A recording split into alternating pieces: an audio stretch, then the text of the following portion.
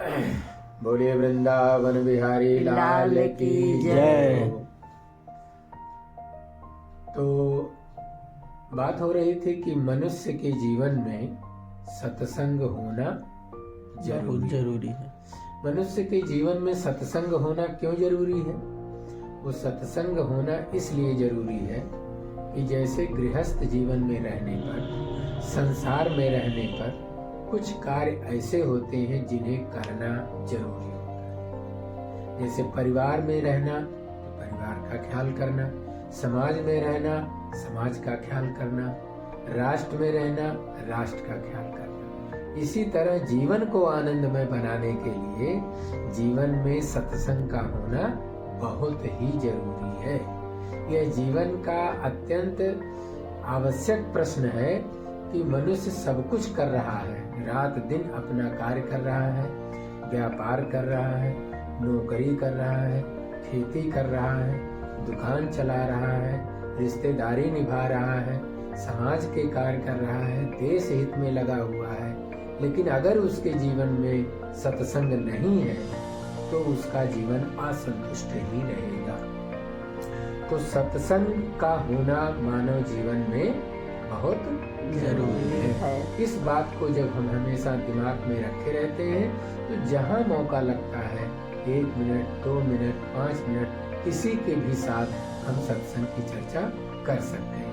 न जाने भगवान किस रूप में हमें मिल जाए और सत्संग के कुछ अच्छे फल दी जाए। सत्संग करने का मतलब यह है कि संग का मतलब होता है आसक्ति, यानी मन का भगवान में लगना। इसको बोलते हैं सत्संग। सत माने परमात्मा, संग माने अंग माने होता है मन। तो यानी मन का परमात्मा में लगना, ये है सत्संग। जब हम सत्संग जाते हैं फिर सत्संग से आते हैं तो ये सत्संग से आना और जाना हुआ। और जब हमारा मन भगवान में लग गया तो फिर हमें कहीं आने जाने की जरूरत नहीं पड़ती है।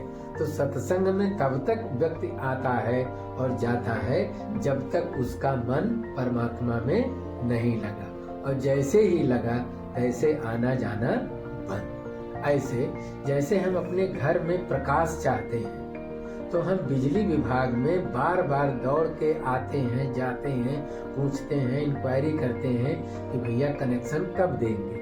लेकिन जब 1 महीने, 2 महीने, 4 महीने बाद बिजली विभाग का कर्मचारी आकर हमारे घर में कनेक्शन दे जाता है, फिर हमारे घर में उजाला जब हो जाता है तब हमको बिजली विभाग जाने की जरूरत नहीं रहती है।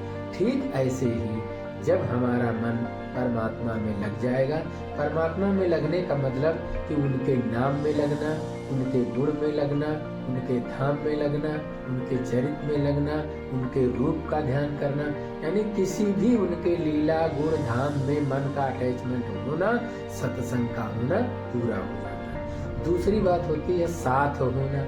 साथ होने में, संग होने में बहुत अंतर है। साथ होने का मतलब 2 शरीर एक साथ हो सकते हैं पर एक नहीं हो सकते। लेकिन जब भक्त का और परमात्मा में मन लग जाता है तो भक्त ही परमात्मामय हो जाता है और परमात्मा ही भक्तमय हो जाता है। बोलिए वृंदावन बिहारी लाल की जय। दूसरी बात, सत्संग में जो सत्य की बात की जाती है वो सत्य वो है जो अविनाशी है। सत्य वो है जो आनंद है। जब हमारा मन परमात्मा में लगा तो किससे लगा? आनंद से।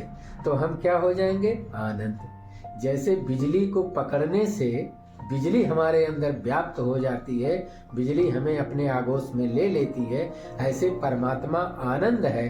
उसको छूते ही, पकड़ते ही, उसमें आसक्त होते ही हम भी आनंदमय हो जाएंगे। तो वो सत्य जो है परमात्मा वो अविनाशी भी है और उसका एक नाम जो असली नाम है वो है आनंद। परमात्मा ही आनंद है और हमको केवल आनंद ही चाहिए। तो हर जीव संसार में जो कुछ, जब भी, जहाँ जो काम कर रहा है वो किस लिए कर रहा है? क्योंकि उससे उसको आनंद मिले। लेकिन उससे उसको आनंद मिलता भी है तो थोड़ी देर बाद उस वस्तु से, उस व्यक्ति से, उस स्थान से, उस पर्सन से आनंद खत्म हो जाता है। दूसरी चीज, वो आनंद अजन्मा है, वो आनंद सच्चिदानंद है, वो पतित पावन है, वो जगत नियंता है और वो मायाधीश परमेश्वर है। इसलिए माया अगर हमको पकड़ी है तो वो मायाधीश परमेश्वर है, उसके रहते हमको माया चपेट में नहीं ले सकते। इसलिए ये बात साबित हो गई है कि कोई भी मनुष्य शरीर धारण करके धरती पर अगर पैदा हुआ है तो उसके मानव जीवन में सत्संग का होना जरूरी है। अब वो सत्संग अपने परिवार के सदस्यों के साथ बैठकर भी कर सकता है, अपने पड़ोसी के साथ भी कर सकता है, कार्यालय में काम करता है 10 मिनट समय निकालकर खड़े खड़े भी कर सकता है, यात्रा में भी कर सकता है, कहीं भी कर सकता है। यानी संसार की व्यर्थ बातों में उलझने से अच्छा है भगवान के विषय में चर्चा कर लिया जाए। तो 5 मिनट का चर्चा भी उसके जीवन को बदल सकता है। इसलिए कहा गया है कि सत्संग का एक पल आपको राम बना देगा और कुसंग का एक पल आपका जीवन हराम कर देगा। बोलिए वृंदावन बिहारी लाल की जय।